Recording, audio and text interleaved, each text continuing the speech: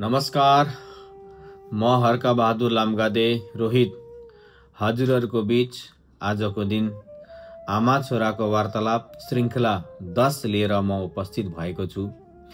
आमाको आशीर्वाद र तपाईहरुको प्रोत्साहनले गर्दा मैले सुरुवाती दिनमै भनेको थिएँ कि जुन यो श्रृङ्खला आमा छोराको वार्तालाप चलाउँदैछु त्यसलाई म पुस्तकको रूपमा सङ्कलन गरेर चाहिँ आमाको बर्खन्तामा प्रकाशनमा ल्याउने मैले संकल्प लिएको थिएँ आमाको आशीर्वाद लिएर र त्यो अब सफल हुन गइरहेको छ। मैले प्रकाशनको लागि नेपाली साहित्य परिषद मणिपुरको छत्रछायामा गर्नेवाला छु र यसको मैले कभर पेज पनि मैले बनाइसकेको छु र बर्खान्तमा यसको रिलिज हुनेवाला छ। आजको 10 श्रृङ्खला आमा छोराको कविता पढ्न म गइरहेको छु। आमा ढोक गरे मेरा साइला छोरालाई आशीर्वाद, अनि सबैलाई राम्रो छ होला नि साइला? सबैलाई राम्रो छ आमा। आज 10 महिना भएछ आमा गएको पनि। त्यही त हो साइला, हिजो अस्ति गए जस्तो लाग्छ। कति चाँडै समय बितेछ थाहा पनि पाइएन। अनि नयाँ नौलो सुना न, के छ खबर? नयाँ नौलो त के हुनु र आमा। आज आमा र मैले महिने पछि गफ गरेको अब किताब बनिन लागेको छ। किताबको कभर पनि बनिसक्यो। किताबको कभरमा आमा र मेरो फोटो राखेको छु। आहा, कति राम्रो कुरा सुनेछौ साइला छोरा। कुन फोटो राखिस् त? 2022 मा आमा दिल्ली हुँदा आमाले मलाई दशैंको टिका लगाइदिएको फोटो राखेको छु। ल, राम्रो भयो छोरा, तेरो मनोकामना पूरा होस्। आमा आज एउटा खेल खेलौं तपाई र म। कस्तो खेल हौ साइला? अनि आमा पृथ्वीमा हुँदा पनि त हामी खेल्थ्यौं त।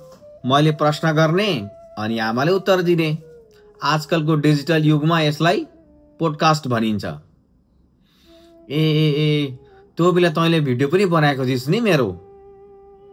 हो नि आमा, तर एउटा लामो भिडियो चाहिँ कता डिलिट भएछ। ल केही छैन। त्यसो भने सुरु गरौँ त आमा पोडकास्ट? हुन्छ, थालनी गर्न त। त्यसो भने भन्नु, बाबाको कति माया लाग्छ? कति लाग्छ भन्नु हौ। जब 14 वर्षकी थिएँ, मेरो बिहा भएको थियो बाबासँग। तबदेखि साथ बसियो झन्डै 50 वर्षसम्म। माया कति लाग्छ भन्न सक्दिन, तर यो मनले कति हो कति माया गर्छ त्यो पनि मलाई त्यसको पनि अनुमान छैन। आमा बिहे गर्नुभन्दा पहिले बाबालाई देख्नु भएको थियो? किन नदेख्नु हौ? एउटै गाउँ थियो। मेरा बाबा आमाले बिहे तेरो बाबासँग फिक्स गरिदिनु भयो। बिहे गर्नै पर्यो। किन बाबासँग बिहे गर्ने मन थिएन आमालाई? पटक्कै मन थिएन। म सानै थिएँ। बाबा 22 वर्षका हट्टाकट्टा। त्यो त ठिकै थियो। तेरा बाबा एकदम निखुर काला थिए। हेर्दै डर लाग्ने। बिहे गरेको केही महिना पछि बाबाले मेरो मावली लिएर जानुभयो। म आउनै मानिन। झन्डै 1 वर्ष उतै मावलमा बसेको थिएँ। अनि आमा मकैका खोसेला राखेको ठाउँमा सुत्नुहुन्थ्यो अरे। कसले भन्यो तँलाई फेरि? सानी आमाले भन्नुभएको नि। हो नि छोरा। अनि तेरा बाबासँग डर लाग्ने। काको घर नजिकै थियो। दिनभरि काम गरेर खाएर घर धन्दा गरेपछि काको घरमा भएको खोसेलामा गएर सुत्दथे। अनि आमालाई कसैले खोज्दैन थियो? खोज्थे नि, तर कसैले भेट्दैन थिए। अनि आमा हजुरबा र हजुरआमा कहिले खस्नु भएको हो? मेरी आमा खस्दा म 10 वर्ष कि बालकै थिएँ। आमा खसेको 4 वर्षमा बिहे भयो। बिहे भएकै वर्षमा फेरि बाबा बित्नुभयो। सानैमा टोरो भयो नि साइला छोरा। त्यसपछि काका काकी मावला नि माइत भयो। त्यही त आमा, हामी पनि अभागी भयौँ। मावलाका हजुरबा हजुरआमालाई देख्न पाइएन, मावला जान पाइएन। एकजना मामा हामी नजन्मी इम्फाल सहर पस्नुभयो। आउजाउ गर्न त्यो बेला त्यति सुविधा थिएन। बचपनमा मामलाको टिको लगाएको कस्तो अनुभव हुन्छ अझै थाहा पाइएको छैन। के गर्नु साइला, मेरा बाबा आमा सानै हुँदा खस्नुभयो। अब मेरो मावला नै तिमीहरूको मावला हो नि आमा। आमाको मावला नि हाम्रो मावला हो।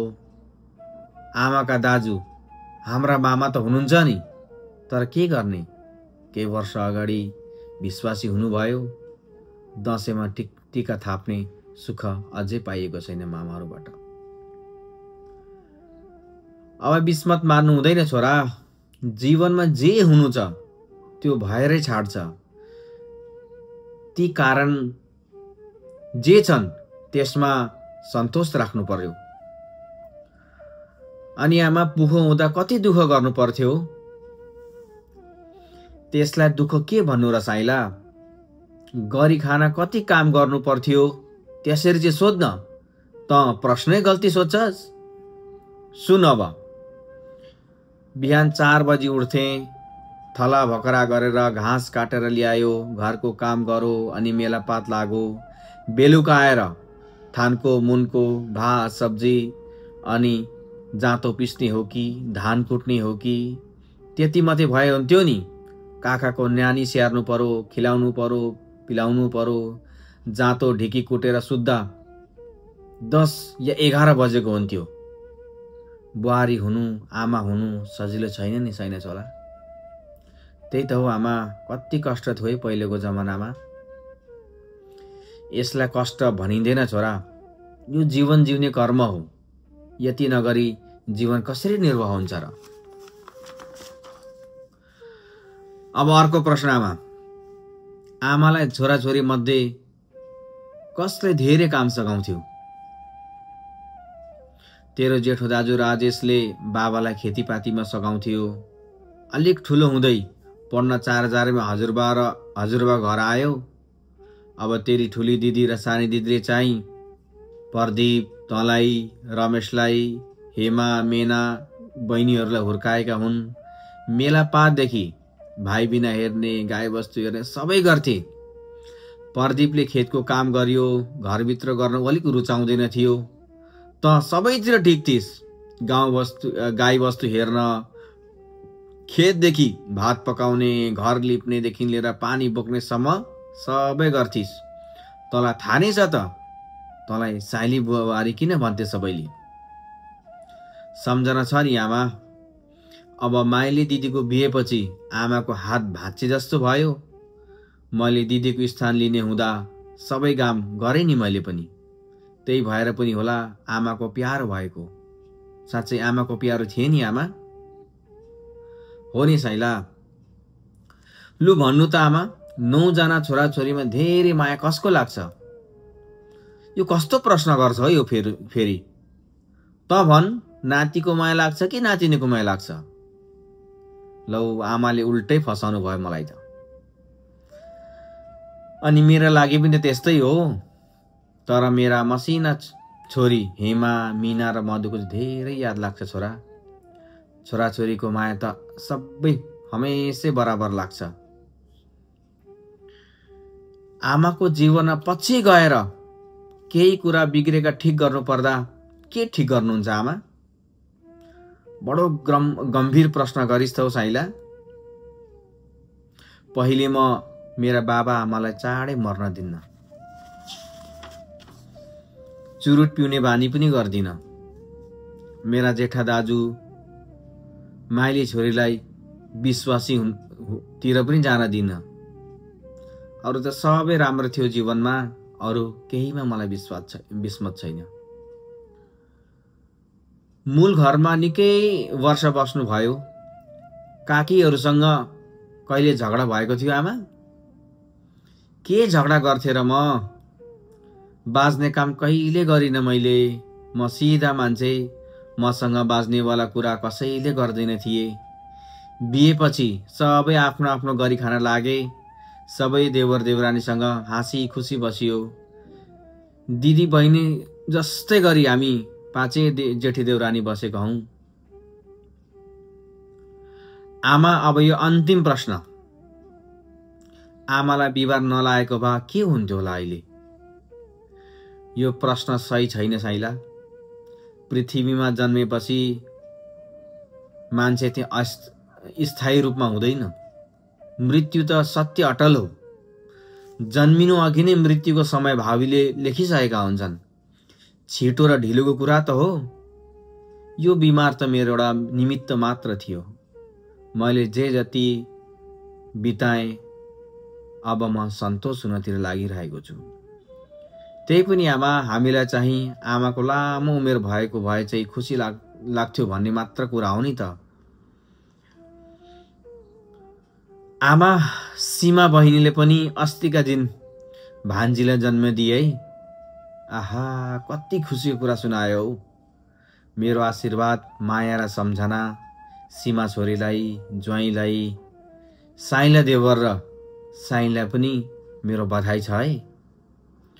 ल साइला, समय भयो, अब हामी लाग्नुपर्छ यो भावनाबाट। ल आमा, हुन्छ। अब अर्को महिना 8 तारिक भेटौँ है। छोरा, तँलाई धेरै धेरै आशीर्वाद। ढोक गरे आमा। नमस्कार। यसरी आमा छोराको वार्तालाप भाग 10 यसरी समाप्त भयो। सबैले यो आमा छोराको वार्तालाप सुनेर मलाई प्रोत्साहन दिनु भएकोमा सबैलाई हृदयदेखि आज पनि मैले भावना व्यक्त गरेँ।